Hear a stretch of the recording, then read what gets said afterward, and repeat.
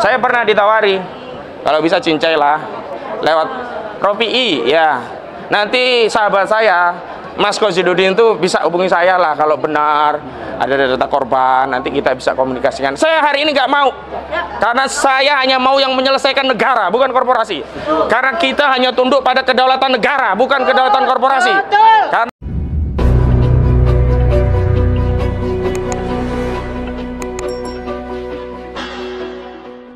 Bismillahirrahmanirrahim. Assalamualaikum warahmatullahi wabarakatuh. Waalaikumsalam.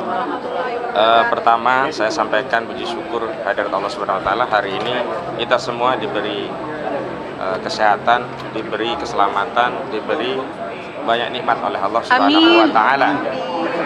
Dan tentu saja saya ingin sampaikan kabar baik kepada seluruh masyarakat yang ada di Banten.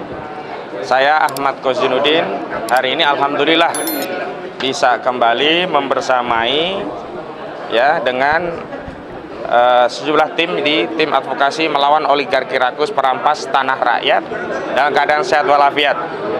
Jadi kalau kemarin sempat ada insiden, mungkin ada yang khawatir, ada yang bertanya-tanya kondisi saya seperti apa. Alhamdulillah berkat perlindungan dan rahmat Allah, saya sehat, bisa mendampingi perkara gugatan terhadap Aguan, Antoni Salim dan yang lainnya di Pengadilan Negeri Jakarta Pusat hari ini. Yang kedua, kami ingin sampaikan bahwa konsep mediasi kami sederhana. Apabila saudara Aguan dan Antoni Salim, yang pertama menyampaikan permohonan maaf karena telah melakukan perbuatan melawan hukum dengan cara melakukan tindakan perampasan tanah terhadap rakyat yang ada di Banten, bahkan juga melakukan perampasan terhadap tanah kita yang ada di laut, juga melakukan permohonan maaf karena telah melakukan tindakan pengurukan sungai dan yang lainnya. Tentu kami pertimbangkan, tapi tidak saja hanya meminta maaf, kami akan pertimbangkan permintaan maaf itu. Yang kedua, dalam perdamaian nanti apabila mereka semuanya ya menyampaikan komitmen untuk menghentikan proyek PIK 2, baik di wilayah yang mereka klaim sebagai PSN di 1.755 hektar atau di luar wilayah PSN yang itu didalihkan PSN dari 6, 7, 8, 9 kecamatan sampai di Kabupaten Serang, maka itu juga akan menjadi pertimbangan tertentu bagi kami untuk menentukan sikap apakah kami akan mengambil upaya damai atau melanjutkan perkara.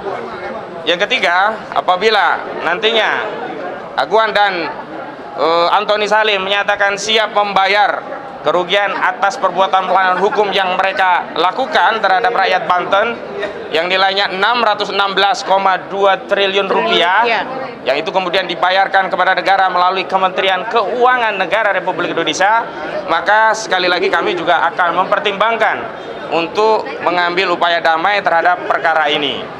Dan selanjutnya yang paling penting adalah apabila ada ya pelanggaran hukum terhadap kasus ini, maka proses penyelesaian perdata ini tidak menghalangi atau menghentikan proses pidana baik yang hari ini sedang ditangani oleh Kejaksaan Agung Republik Indonesia berupa dugaan tindak pidana korupsi sebagaimana diatur di Undang-Undang 31 1999. Juga terakhir, alhamdulillah Bareskrim Mabes Polri katanya, sekali lagi baru katanya, karena sampai hari ini belum ada satupun ya orang yang ditetapkan tersangka baik terhadap kasus pagar laut juga terhadap kasus sertifikat di laut. Terhadap sertifikat di laut yang diambil tindakan hanya membatalkan 50 dari 263 SHGB dan 17 SHM. Kita mempertanyakan sisanya di mana, apakah mau diselamatkan? Karena kami mensinyalir di atas SHGB SKB itu dugaan kuat kami juga diagunkan menjadi jaminan di bank untuk menurunkan kredit untuk bisnis mereka.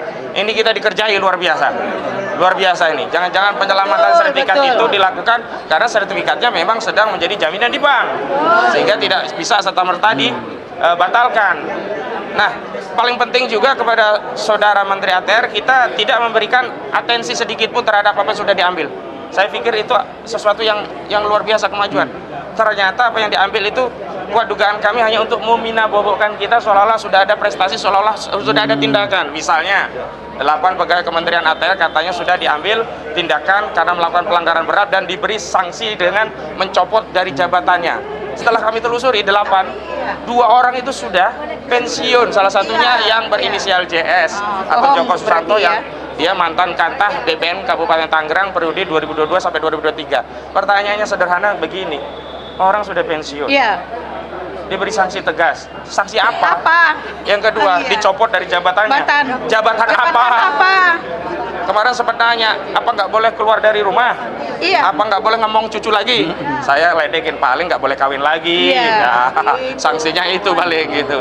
Jadi artinya ada permainan ya di BPN ini harus dibongkar semuanya. Kenapa? Sekali lagi, kalaupun sudah ada sanksi yang bersifat administratif, baik pemberian sanksi pelanggaran berat bahkan sampai dicopot jabatannya, dan tidak ada loh satupun yang dipecat dari status ASN. Ada kebohongan lagi. Jadi kalau memang tegas berat harusnya dipecat, bukan hanya dicopot dari jabatannya. Nah, ini permainan lagi begitu ya. Jadi proses pengambilan sanksi administratif tidak menghalangi atau menghapus tanggung jawab pidana. Jadi penyidik kepolisian negara Republik Indonesia harus memproses karena dugaan kuat ada ya di sana tindak pidana pemalsuan dokumen sebagaimana diatur dalam 263 KUHP. Ingat, KUHP masih berlaku karena KUHP baru berlaku nanti 2016. Ya, pakai KUHP lama 263 masih berlaku. Itu pemalsuan dokumen, terakhir terbitnya sertifikat hak guna bangunan dan juga sertifikat hak milik di atas laut. Yang kedua, pasal 266 KUHP ya, memasukkan keterangan palsu pada dokumen otentik, yang ini juga tindak pidana kejahatan. Jadi kejahatan-kejahatan ini jangan ditutup dengan sanksi yang katanya tegas, berat, dicopot dari jabatannya, padahal ternyata pensiun. Ternyihil nih, Bang. Jadi harus diproses, dan ingat, pidana terkait sertifikat ini tidak hanya di Desa Kohot, Kecamatan Paku Haji, Kabupaten Tangerang. Desa yang ada di Tangerang, seluruh desa yang ada wilayah pantai dan lautnya di Tangerang harus diproses secara hukum. Pada hari apa ya? Pada beberapa waktu lalu kami sudah datang ke Kejaksaan Agung menyampaikan informasi tentang adanya proses permulaan untuk sertifikasi laut di wilayah Kecamatan Kronjo. Di desa Kronjo, karena ada sejumlah warga namanya dicatut ada 17. Nah, itu harus diperiksa karena warga tadi mengaku tidak pernah punya lahan, apalagi lahannya di laut yang katanya didalihkan sebagai apa? Sebagai tempatnya dulu adalah tambak dan budidaya laut lainnya. Ini yang harus diperiksa. Selanjutnya, jangan sampai masalah sertifikat dan pagar laut ini ya mengabaikan kita pada kezaliman yang terjadi di daratan. Di daratan nih, Agung Sedayu ini, Aguan ini melalui Ali Hanafi Ahli Jaya ini luar biasa zolimnya. Jadi mereka menggunakan Engcun atau Gojuli, Freddy ya dan Henry untuk membuat sertifikat aspal, yang sertifikat itu dijadikan sarana untuk merampas tanah rakyat, sehingga tanah rakyat banyak yang diambil tanpa dibayar, langsung duruk. Ya, kami sudah mewawancara dan mengambil dokumen korban-korban sebagiannya dan terus akan mengumpulkan dokumen lainnya. Dan kepada seluruh rakyat yang menjadi korban kezaliman Aguan dan Ali Hanafi Ali Jaya ini, tolong sampaikan kepada kami akan memfasilitasi karena perjuangan ini harus dilakukan bersama-sama. Jangankan kami ya, korban yang harusnya lebih berjuang gigih. Kenapa? Karena membela harta milik sendiri. Kalau terjadi kematian itu matinya mati syahid ya. Jadi jangan ragu untuk berjuang melawan Aguan, jangan ragu melawan Ali Hanafi Ahli Jaya. Jangan pernah merasa takut sama mereka. Sekarang ini si Ali Hanafi yang ketakutan, dia nggak berani keluar, takut ya, kabur-kaburan. Engcun ketakutan ya, kemudian Mandor Mehmet ketakutan, sekarang tambah lagi lurah atau kepala desa Kronjo ketakutan, sama preman-preman itu semuanya ketakutan. Jadi orang yang benar jangan pernah merasa takut sedikit pun. Justru yang harus takut itu mereka yang berbuat zalim kepada kita.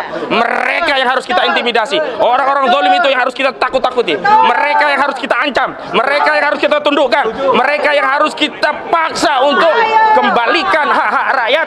Jangan berbuat zalim. Dan yang paling penting terakhir, kita tidak punya kewenangan otoritatif untuk mengambil kebijakan. Karena apa? Kita hanya bisa bersuara. Karena itu apa? Tetap yang kita inginkan adalah negara hadir, memediasi, menyelesaikan masalah ini dengan melakukan audit secara menyeluruh, baik audit kinerja, audit keuangan, dan audit hukum untuk menyelesaikan semua masalahnya. Saya pernah ditawari, kalau bisa cincailah lewat Rofi I, ya. Nanti sahabat saya Mas Kozidudin itu bisa hubungi saya lah kalau benar ada data korban, nanti kita bisa komunikasikan. Saya hari ini nggak mau, karena saya hanya mau yang menyelesaikan negara, bukan korporasi.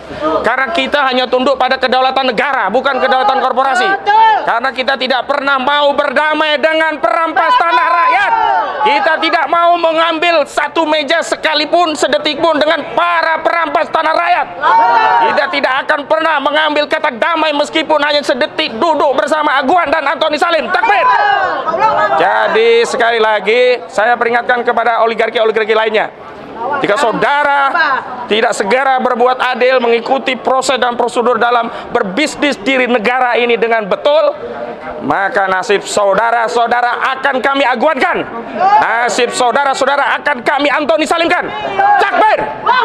Assalamualaikum warahmatullahi wabarakatuh.